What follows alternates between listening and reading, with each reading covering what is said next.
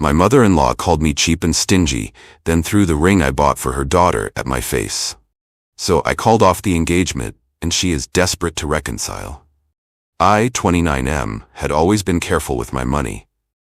I grew up in a modest household, so I valued financial stability over frivolous spending. When I got engaged, I decided to buy a ring that was meaningful, but wouldn't plunge me into debt.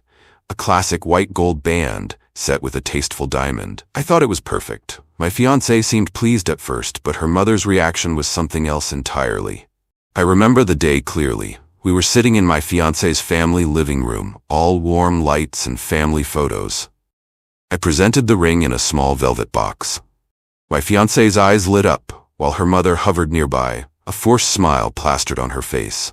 Her mother insisted on examining the ring closely. "That's it?" she muttered, glancing disdainfully at the diamond. She actually scoffed. "Oh dear, you can barely see the stone. Is this from the bargain section?" My fiancée shot me a nervous look, as if trying to apologize for her mother's rudeness. But the mother pressed on. "Well, I guess it's better than nothing." That stung. I'd spent a chunk of my savings on that ring, carefully budgeting so we could also afford a decent wedding in the future. I tried to keep my cool, politely noting that this ring had sentimental value, that it was from a reputable jeweler, and that I planned to put more money into a shared home and experiences instead of a flashy rock. She waved a dismissive hand. "Young man, an engagement ring is supposed to show how serious you are about my daughter. This looks like you're pinching pennies." Her sharp tone made my fiancée wince. "Mom," she hissed, "stop it." But the mother barreled on. "No daughter of mine is going to wear a ring so cheap." I felt my face heat. "It's not cheap," I replied tersely.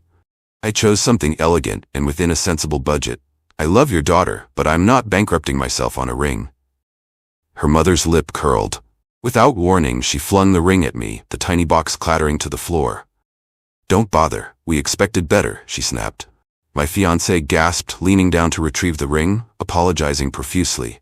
But her mother's reaction, so brash and hateful, made my stomach churn. She called me stingy, cheap, and insisted I wasn't worthy of her daughter. I stood, anger pulsing. "This is how you treat me for trying to be financially smart? You throw my gift at my face?" My fiancée tried to calm the storm, but her mother wouldn't hear it. She ranted about how her daughter deserved a massive diamond that I was too broke to provide. My chest felt tight. The moment was ruined. This special day I'd envisioned, shattered by her mother's entitlement. I managed to say, "If that's how you feel, I'll keep my ring, thanks," and walked out, ring in hand, my heart thrashing. The car ride home was a blur of anger and disbelief. I recalled the pained look in my fiancé's eyes, but also her frustrating silence while her mother hurled insults. Something snapped in me. This wasn't just a ring crisis, it was a sign of deeper issues.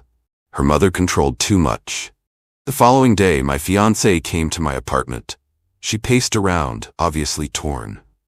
"I'm so sorry about my mother's reaction," she said quietly. "She can be harsh. She wants the best for me, but she doesn't understand your perspective." I stared at the ring resting on my coffee table, the same ring that had soared through the air when her mother tossed it. My voice sounded tired, even to my own ears. "Your mother called me cheap and worthless.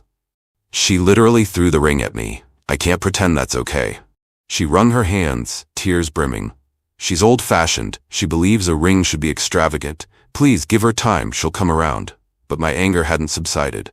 "It's not just about the ring," I said. "It's her attitude, how she thinks I'm some wallet. And you barely defended me." That stung her. She tried to explain that she'd been shocked, that her mother's personality was forceful. But frustration welled up in me. I can't marry someone whose mother disrespects me so openly, and who might let it slide. She teared up, pleading, "I love you. Let's figure this out." I took a shaky breath. "Fine, but your mother owes me an apology at the very least," she nodded hesitantly. "I'll talk to her. She might calm down."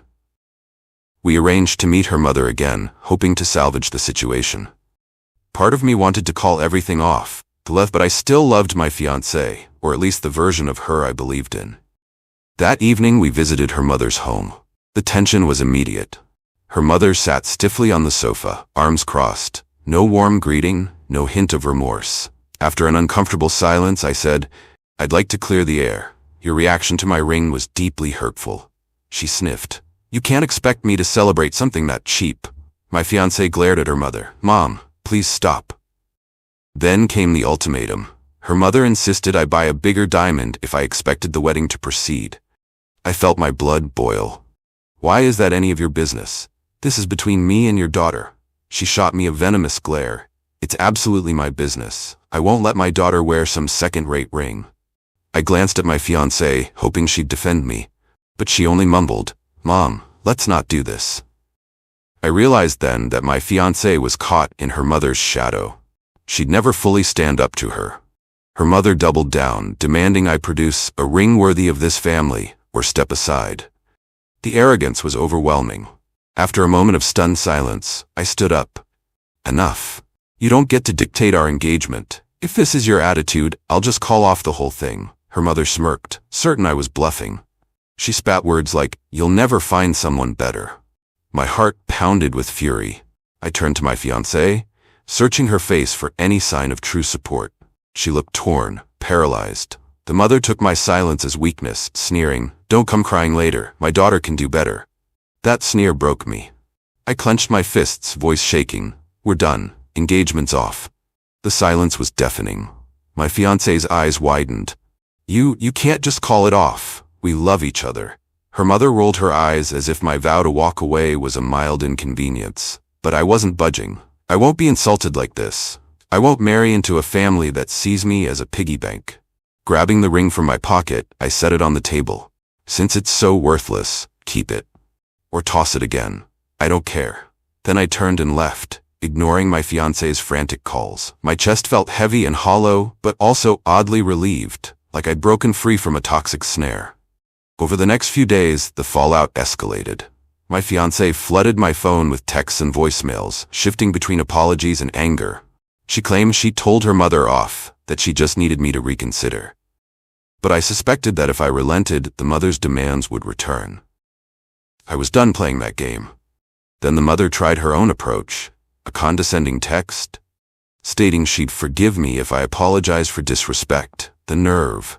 She said if I came to her with a bigger ring, maybe a more proper diamond, she'd graciously allow the engagement to resume. My mouth almost dropped at her arrogance. She believed she controlled everything. A week later, my fiancée showed up at my doorstep unannounced. I let her in to talk, half expecting another confrontation. Instead, she wore a sorrowful expression. Mom's out of line, I know, she said. But she's my mother. I'm stuck. I want to marry you, not her. Can't we just ignore her? I shook my head sadly. Ignoring her won't fix the problem. She feels entitled to run our relationship, and you won't stand up to her. That means the moment she demands something else, you'll fold. I can't live like that. She grabbed my hands, tears in her eyes. I swear I'll set boundaries. Just please don't end us over this. My chest tightened. I did love her, but the mother's poison overshadowed everything. I said softly, your mother threw my ring at me, called me cheap. She wants me to buy some monstrous diamond we can't afford. You didn't defend me. That's not how a marriage starts. She sobbed, tried hugging me, but I pulled away. I'm sorry, I murmured. I can't unsee what happened. The engagement is off, for real. She dissolved into tears, eventually stumbling out, pleading for another chance. The mother, furious at my refusal, tried a different tactic. She spread rumors that I was financially unstable, that I was too cheap to provide for a wife. She told extended family that I humiliated her daughter, that I took back the ring in a fit of rage. But ironically, some folks who knew me well saw through her nonsense. They offered quiet words of support, telling me I'd dodged a bullet. The mother's controlling streak was infamous. Still, my ex-fiancée wouldn't give up. She tried cornering me at my workplace, insisting she'd cut off her mother if that was what I needed. Yet each time her story changed. She pleaded for a second chance, but never admitted her mother had gone too far. She offered half-hearted, I'll handle it promises, but deep down, I sensed she lacked the backbone. Finally, she showed up one last time, tears streaming down her cheeks, ring box in her hand. She tried returning it to me. Take this back. I want to start fresh. I'll tell Mom she has no say. My anger flared at the sight of the ring. We can't just restart. She disrespected me so blatantly, and you let her. There's no reset button for that kind of betrayal. In desperation, she revealed a compromise. I'd buy a bigger diamond, but only if I wanted to, and her mother would apologize. My laugh was hollow. You think an apology from her mother will fix anything? After she bragged about me being cheap and worthless? She flinched. I know it was awful, but she's my mother. We can't just cut her off. My voice hardened. Then that's your choice. Stay with your mother's illusions or move on without me. I won't be part of her twisted fantasy. Her tears kept flowing, but I stood firm. I'm sorry, I said, calmer now. I did love you, but this fiasco showed me who truly has your loyalty. Your mother's demands overshadow our relationship. She tried again. That's not fair. You're punishing me for her actions. I exhaled slowly. You never stood up for me. That's what's unfair. She realized I wasn't budging. Face pale, she finally left, ring box clutched in trembling fingers. The next day, she texted a simple message. I can't believe you're doing this. I didn't reply. Some mutual friends reached out, calling me heartless. Others said they'd heard how vile her mother could be and that I was escaping a lifetime of toxic meddling. Weeks turned into a month. The mother, not done with her antics, tried contacting me directly, offering a truce if I apologized. Her words dripped entitlement. I'll let you marry my daughter if you prove you can afford her. I deleted the message, shaking my head at the absurd audacity. Meanwhile, I found a sense of peace in my now single life. The ring sat in a drawer, a reminder of a near miss. Occasionally, I'd recall the good times with my ex. Wonder if I was too harsh. But then I remembered that moment. The ring flying at my face, accompanied by shrill accusations of stinginess. It reaffirmed my choice. A marriage, overshadowed by such controlling in-laws, was doomed from the start. Eventually, news came that my ex's mother tried pushing her daughter into another relationship, some wealthy guy. My ex apparently resisted, realized too late how her mother's meddling had cost her true love.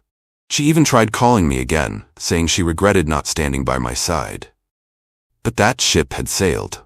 I'd moved on, determined not to let regret or pity overshadow the toxic reality we once inhabited.